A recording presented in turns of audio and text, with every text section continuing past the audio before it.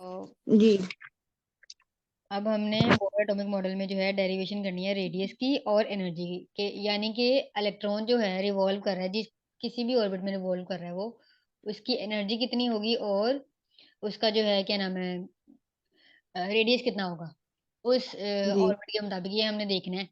तो जो मॉडल लिया था ना बोर ने उसने कहा था कि एक इलेक्ट्रॉन यहाँ पर एक आपको पता है एटम के न्यूक्लियस के अंदर क्या होता है पॉजिटिव चार्ज। ठीक है, ये एटम का न्यूक्लियस है ना, जी न्यूक्लियस के अंदर प्रोटॉन्स होते हैं और न्यूट्रॉन्स होते हैं, ऐसे ही होता है ना, जी प्रोटॉन और न्यूट्रॉन। और न्यूट्रॉन्स होते हैं।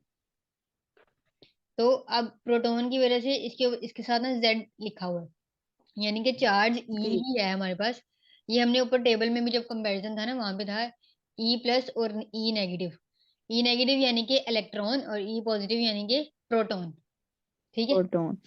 तो जी सेंटर में प्रोटॉन है और जेड जो है ना इन्होंने इसके साथ इसलिए लिखा हुआ है उसका एटॉमिक नंबर। जेड आपको पता है ना एटॉमिक नंबर से हम रिप्रेजेंट करते हैं। जी जी और ये इलेक्ट्रॉन जो है ये इसके गिर्द रिवॉल्व कर रहा है। अच्छा अब हम जी ना ये देखेंगे इसके अंदर फोर्स ऑफ अट्रैक्शन ये क्या है, ये मैं आपको बताती हूँ अलग से। पहले एक मिनट ये कल वाले खुल गया। अच्छा, जैसे आपको पता है आप ना सेकेंड ईयर में ये टॉपिक पढ़ेंगे, force of electrostatic force of attraction between two charges. ठीक है, पहले टॉपिक है जी सेकेंड ईयर की ना फिजिक्स का, कूलम्स लॉ भी इसको कहते हैं। उसमें ना वो ये बताते हैं कि दो जो चार्जेस है ना उनके दरमियान फोर्स कैसे होती है। तो फोर्स डायरेक्टली रिलेटेड होती है और फोर्स उन दोनों चार्जेस के रेडियस के इनवर्सली रिलेटेड होती है। ठीक है, जब वो इन दोनों को कंबाइन जी करते हैं ना तो हमारे पास आ जाता है F इज इक्वल टू के Q1 Q2 over are square. के हमनी 1/r² होता है, सॉरी।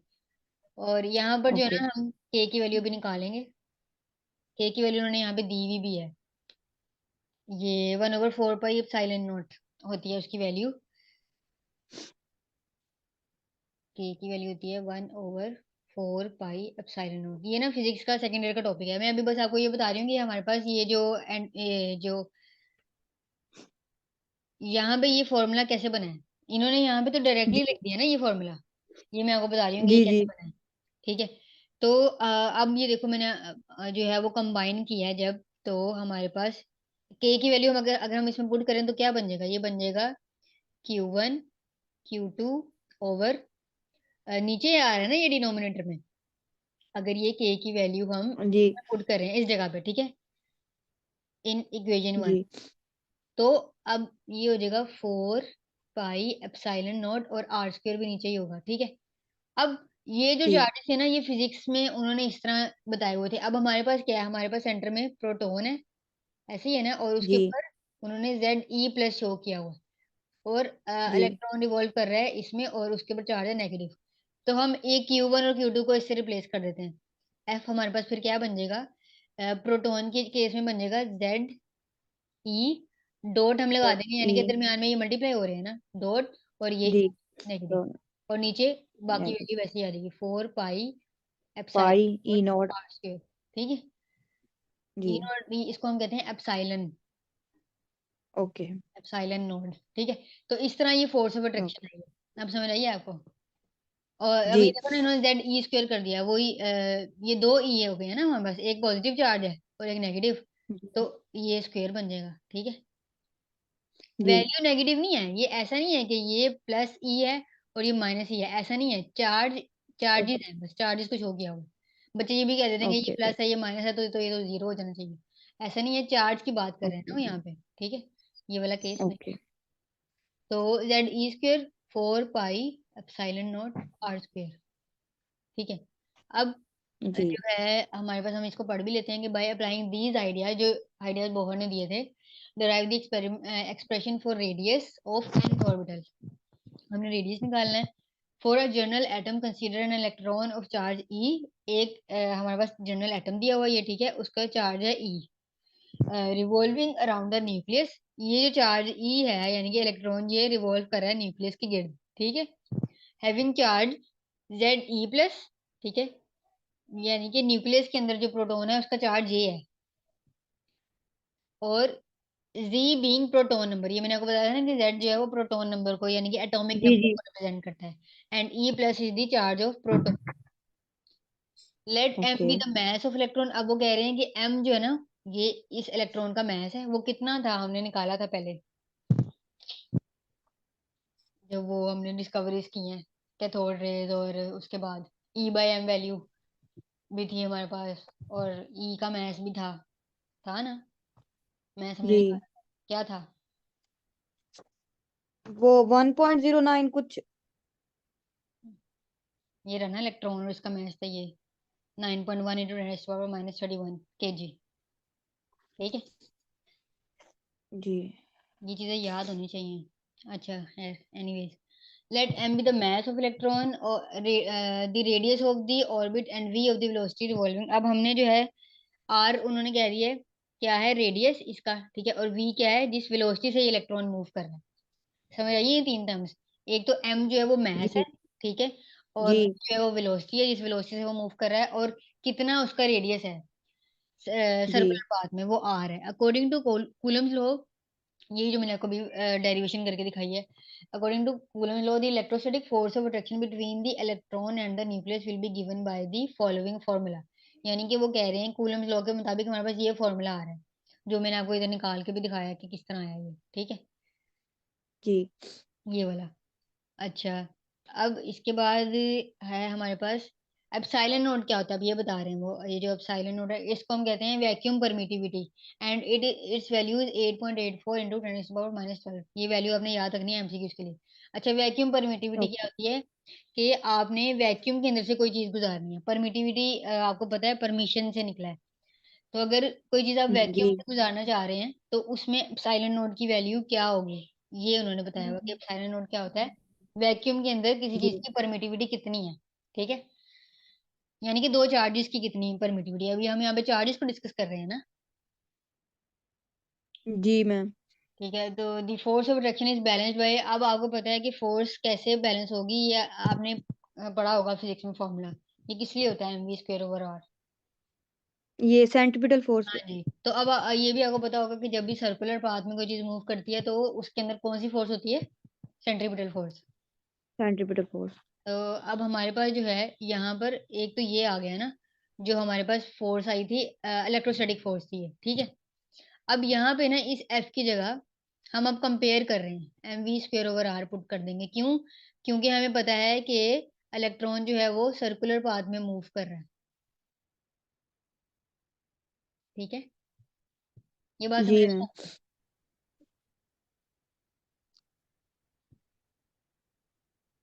ये समझ आया आपको? जी हाँ जी, इसको हम एफ सी भी कह देते हैं, तो बहुत ही वो हो गया है, कहाँ गए, यही हो गया, ओके, एफ सी। तो हमने अब इन दोनों को कंपेयर करना है, तो हमारे पास फॉर्मूला बन जाएगा mv²/r इज इक्वल टू, और इस तरफ वही सारा जो हमारे पास हमने निकाला है ZE²/।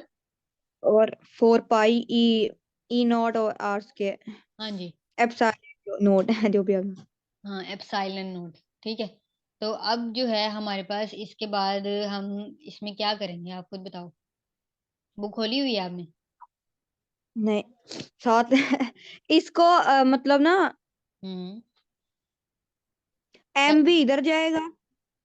हाँ, क्योंकि हमने अब वेलोसिटी निकालनी है पहले, फिर हमने रेडियस निकालना है, तो हमने ये पूरी डेरिवेशन इसी तरह करते रहनी है एंड तक आगे।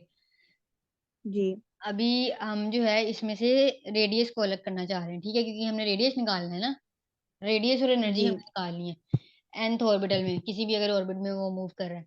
तो अब आपने जो है ये r जो है ये इससे कैंसिल कट जाएगा, ठीक है, क्योंकि इसके ऊपर स्क्वायर है ना, अब ये एक रह जी जाएगा। तो हमारे पास क्या फॉर्मूला बन जाएगा, mv² ZE²/4 pi epsilon not r, ये बन गया हमारे पास, ठीक है। अब यहाँ जी से हम r को जो है उधर ले जाते हैं इक्वेशन के इस तरफ, और mv² को नीचे ले आते हैं क्योंकि हमने r निकालना है, ठीक है।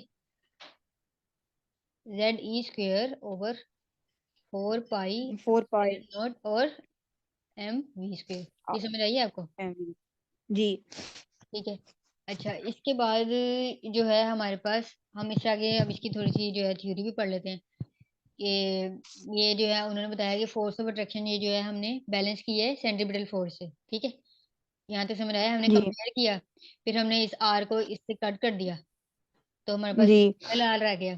फिर हमने इक्वेशन को रीअरेंज किया अकॉर्डिंग टू इक्वेशन 10। अब वो इसके मुताबिक बता रहे हैं, इस इक्वेशन के मुताबिक the radius of moving electron is inversely proportional to square of its velocity. देखें, आर जो है वो इनवर्सली प्रोपोर्शनल है स्क्वायर ऑफ इट्स वेलोसिटी के, मतलब कि जी it conveys the idea that electron should move faster nearer to the nucleus. देखो, हमारे पास अगर एक ये न्यूक्लियस है, ठीक है, और एक पहला शेल और एक दूसरा शेल, ठीक है।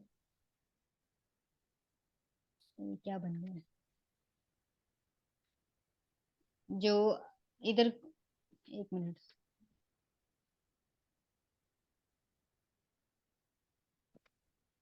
जो हमारे पास इसके पास होगा ना, न्यूक्लियस के पास वाला जो शेल है, ठीक है, उसका वो जी कह रहे हैं कि हमारे पास वेलोसिटी क्या होगी, ज्यादा होगी। मतलब इसमें जो इलेक्ट्रॉन रिवॉल्व कर रहे हैं उनकी वेलोसिटी इसकी निस्बत ज्यादा होगी। ज्यादा क्यों ज्यादा होगी? क्योंकि इनका रेडियस जो है न्यूक्लियस से कम है। अब इसका देखो, इसका रेडियस ज्यादा है सेकंड शेल जी का, और उसका ठीक है, और इसका कम है। ये वो बात कर रहे हैं कि it conveys the idea that electron should move faster nearer to the nucleus in an orbit of smaller radius.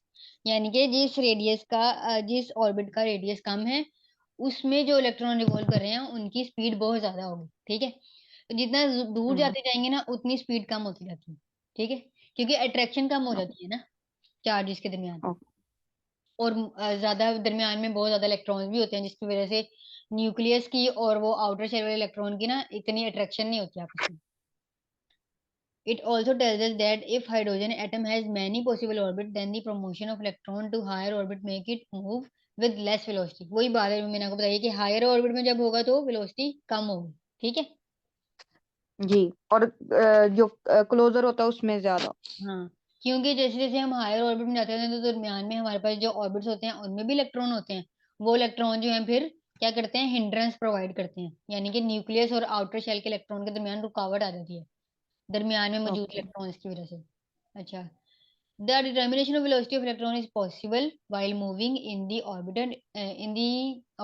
अब वो कह रहे हैं हम वेलोसिटी निकाल सकते हैं जब इलेक्ट्रॉन जो है वो ऑर्बिट में रिमूव कर रहा है। अभी हमारे पास जो है यहाँ तक रेडियस का फॉर्मूला आया ना एक। अब आपने ये M G V R is equal to N H over two pi, ये मैंने ना आपको जब ये पोस्टुलेट किए हैं हमने इसमें बताया था, ठीक है। जी अब M V R over M V R is equal to N H N over, H इसे हम वी सेपरेट कर लेंगे कि वाई एक, कि हम अब वेलोसिटी निकालना चाह रहे हैं, ठीक है। अब हम वेलोसिटी क्यों निकालना चाह रहे हैं, यहाँ पर देखें, ये जो फॉर्मूला हमने निकाला है ना, डिराइव किया ये वाला फॉर्मूला, इसमें हमें वी नहीं पता, हमें जेड की वैल्यू भी पता है। प्रोटॉन नंबर आपको पता है ना, हर एलिमेंट का एक प्रोटॉन नंबर फिक्स्ड है, ठीक है। जी चार्ज भी हमें पता है उसका मैच कितना होता है, 4 पाई की वैल्यू भी ओके हमें पता होती है, और अब साइलेंट नोड की वैल्यू उन्होंने हमें दी है ना जी नीचे। और मैथ भी हमें पता है इलेक्ट्रॉन का मैथ कितना है या प्रोटॉन का मैथ, ठीक है। हमारे पास रह जाता है वेलोसिटी। वेलोसिटी अभी हमें नहीं पता, ठीक है, हमने वेलोसिटी पहले निकालनी है, फिर इस फॉर्मूला में पुट करेंगे तो फिर हमारे पास रेडियस आ जाएगा। वेलोसिटी निकालने के लिए हमने जो है बोहर का पोस्टुलेट नंबर 4 यूज किया है, ठीक है। उसमें हमने एंगुलर मोमेंटम को यूज किया था, ठीक है। एंगुलर मोमेंटम होता है ना एम वी आर, जी ठीक है। M V R is equal to N H over two pi. यहाँ से हमने जो है वी को सेपरेट कर लिया कि ये हमारे पास था एम वी आर, ठीक है, और ये था एन एच ओवर टू पाई। अब यहाँ से हम वी अलग कर लेंगे, यानी कि वी इधर ही रहने देंगे और एम और आर जो है वो नीचे चले जाएंगे। 2 pi G 2 pi M M M V M R बन एम जाएगा, आर ठीक है। अब ये जो है, इसको हम ए कह देते हैं और इसको हमने करना है पुट इन 1। लेकिन हम इसको भी ऐसे नहीं पुट करेंगे क्योंकि हमारे पास ये वी स्क्वेयर है। पहले हम इसका स्क्वेयर बनाएंगे, V square okay equal to N square H square बन जाएगा, ठीक है। ऐसे ही बनेगा ना। जी और नीचे जो है वो 4 हो जाएगा, 2 का स्क्वेयर 4 होता है, pi square M square R square, ये बन जाएगा, ठीक है। यहाँ तक समझ आइए। जी अब हमने ये आर में पुट करना है,